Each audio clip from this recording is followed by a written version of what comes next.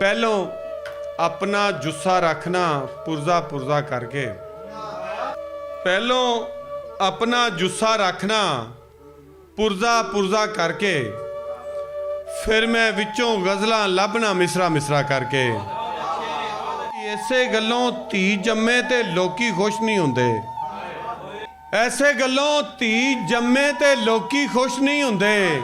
धी दा घर वसाना पैंदा अल्लाह अल्लाह करके। राह जांदी दे हथों खुस गई ओदी अज दी रोजी,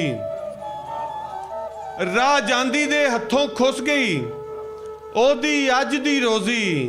सारा दिन जिस मंगती पिन्या पैसा पैसा करके, हाले तिकर कल दे खिलरे घर नहीं कुंजे चिड़ियां, हाले तिकर कल दे खिलरे घर नहीं कुंजे चिड़ियां।